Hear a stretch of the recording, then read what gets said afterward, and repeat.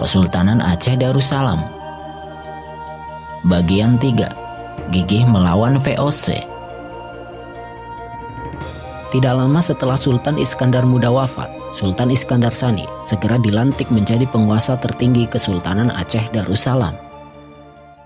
Sultan Iskandar Sani Alauddin Muhayyad Shah, menantu dari Sultan Iskandar Muda, mewarisi situasi pelik Kesultanan Aceh dan Semenanjung Malaka.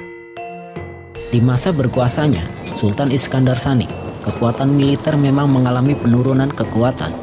Namun begitu, kedaulatan Kesultanan Aceh masih bisa terjaga, bahkan hingga beberapa ratus tahun ke depannya. Tidak ada lagi ekspedisi militer. Istana Kesultanan pun lebih merupakan pusat pengajaran ilmu pengetahuan. Kekuasaan Sultan Iskandar Sani tidak berlangsung lama. Tahun 1641 atau setelah 5 tahun naik tahta, Sultan Iskandar Sani tutup usia. Istri dari mendiang Sultan Iskandar Sani pun ditunjuk untuk meneruskan tahta. Putri Sri Alam pun naik tahta dengan gelar Paduka Sri Sultanah Ratu Safiyatuddin Tajul Alam Shah Johan, berdaulat Silullahi fil Alam binti almarhum Sri Sultan Iskandar Muda Mahkota Alam Shah. Naiknya Sultanah Safiyatuddin pun mengalami berbagai penolakan, sehingga menimbulkan beberapa pemberontakan. Ancaman Sultanah Safiyatuddin tidak hanya dari dalam. Ancaman besar dari luar datang seiring jatuhnya Malaka ke tangan VOC. Kemenangan VOC di Malaka membuat pengaruh mereka semakin menguat di seluruh perairan barat Nusantara. VOC adalah sebuah perusahaan dagang Belanda yang diberi wewenang oleh kerajaan Belanda untuk melakukan perdagangan di timur jauh hingga ke Nusantara. Mengambil jalan tengah dari situasi yang genting, Sultanah Safiyatuddin pun mengadakan perjanjian dengan Kesultanan Johor untuk tidak saling menyerang serta tidak mencampuri urusan masing-masing.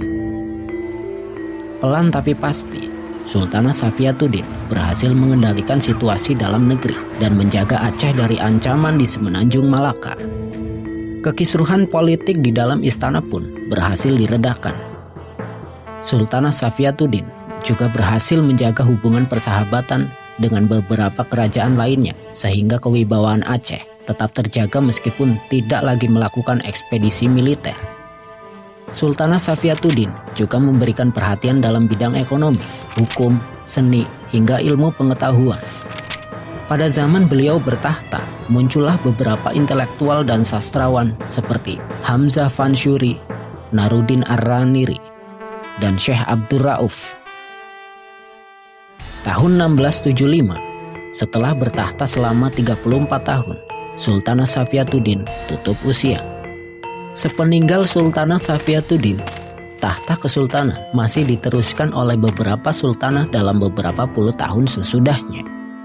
Sultanah Naqi al-Din bertahta dari tahun 1675 hingga 1678. Sultanah Zaki al-Din Inayat Shah bertahta dari tahun 1678 hingga 1688. Setelah kepemimpinan para sultanah, tahta kesultanan dilanjutkan oleh Sultan Badar al-Alam.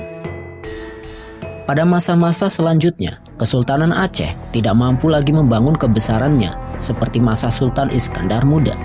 Pengaruh VOC semakin menguat di Semenanjung Malaka dan Sumatera. Namun, kedaulatan Kesultanan Aceh masih terjaga. Pada tahun 1799, VOC dinyatakan bangkrut dan dibubarkan oleh pemerintah kerajaan Belanda.